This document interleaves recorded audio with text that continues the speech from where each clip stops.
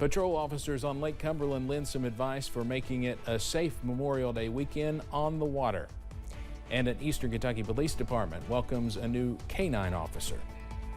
And watching a dry front work through the region, and all it'll do is make it feel better outside. I'm tracking the latest coming up as First at 4 continues. Mountain News First at 4 continues. Memorial Day weekend is seen as the kickoff to summer boating season. Lake Cumberland could see some of its largest crowds since before the pandemic. WYMT's Phil Pendleton spoke to folks who will be patrolling the lake this weekend. From Friday to about Monday, these waters will look a lot different than they do now. There'll be lots of boats out here. People will be traversing these channels. There'll be water tubing, there'll be water skiing, but will they do it with safety in mind?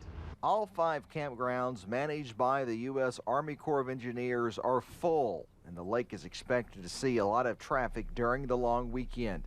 The lake is quiet now. Very few boats were seen Wednesday, but that'll change starting Friday. People need to wear life jackets, and park rangers say boaters need to be on the lookout for debris, some of which is not settled in the banks or floated on down the lake yet. The debris is not as bad as it is in March and April, but we still have floating debris out there. So everyone does need to definitely be aware and maybe have a second person to help look out while you're navigating. If you're not sitting still, to have 2 eyes to be aware of that. And Corps Rangers tell me that you should treat a channel as far as the direction of travel just like you would in your car on a roadway, driving on the right side of the roadway and traveling on the right side of the lake. That way that you have people going in the right direction. That is also essential for boating safety. In Pulaski County, Phil Pendleton, now back to you. Park rangers say everyone on a boat needs a life jacket that is age and weight appropriate for the person wearing it. The ripples from the Eric C. Kahn scandal continue to be seen through the region, but a recent update for former clients has legal representatives seeing a silver lining. A class action lawsuit was settled in court in December, bringing between 500 and 600 former clients the ability to get their benefits reinstated and possibly receive back pay. Now, months after that ruling, attorney Ned Pillersdorf says the forgotten 500, as he calls them, may not understand how to move forward to take advantage of this, what he calls no-brainer opportunity, as the letters from the Social Security Administration begin rolling in. The class action settlement is significant. Each of these 500 to 600 people, if they simply request a new hearing, they can get their monthly benefits reinstated now. Pillersdorf says he hopes the information will spread to those who may need to hear it most, since they have grown to distrust or disregard any updates from the SSA after years of waiting. One police department in the Big Sandy has a new addition. The Prestonsburg Police Department recently welcomed a new K9 unit to its ranks. K9 Secret joined the department just 1 month ago. Secret has since been building bonds with her handler and the rest of the officers. This is the first K9 and handler the department has had since the death of Jake Chaffins in June of 22 in that awful ambush in Allen. Officer Jason Arms adds he hopes to live up to Officer Chaffins and K9 Nelson's legacy. Just want to hopefully live up to the legacy with the bond that him and Nelson developed and the good job that both of them done.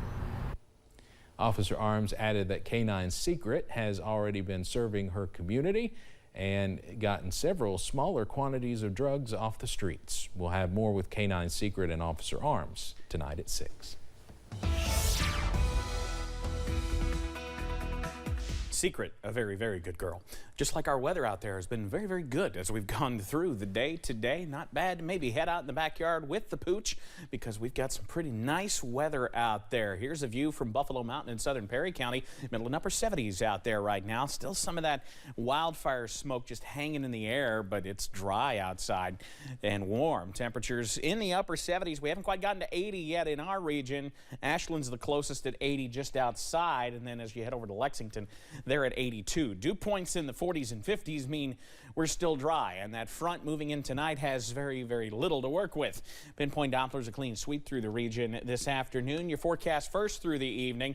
We'll see a few clouds work in as that front scoots south, but again, not a big deal down into the mid-50s, eventually the lower 50s as we clear out toward daybreak. Though, Steve, I've got the very latest on when we return, perhaps a few showers to the forecast in a few minutes. All right, Evan, thank you. A Marine Corps Reserve officer in Virginia is being hailed a hero. He has earned a medal for helping rescue multiple young women in a suspected human trafficking operation. Megan Clark has the story.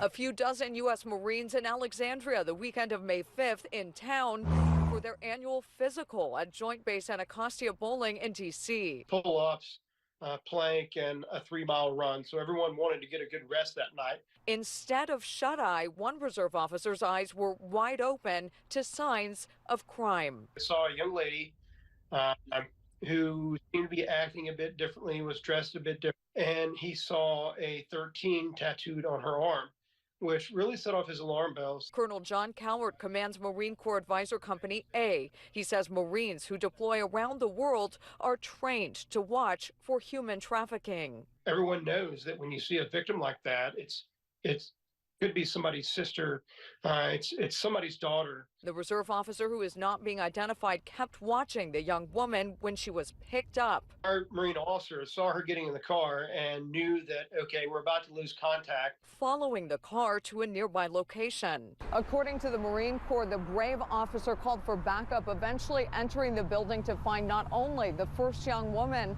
but more young victims and drugs. That was around 1 in the morning. The physical scheduled for 6 a.m. The Marines still took it and passed, presented with a medal for his actions that same weekend. When I looked at him and pinned the award on his chest, I said, look, we don't know where these young ladies came from. We don't know their family situation. But right now, maybe there's a grandmother, a great-grandmother sitting in heaven looking down, and she was cheering you on all the way. Authorities believe the human trafficking operation was a transnational enterprise.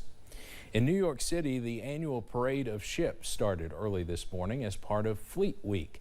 Fleet Week kicked off with the arrival of Naval and Coast Guard ships in New York. They travel up the Hudson River and pass by the Intrepid Museum. The museum and USO host a short program, and the president of the Intrepid Museum and several other Navy officials delivered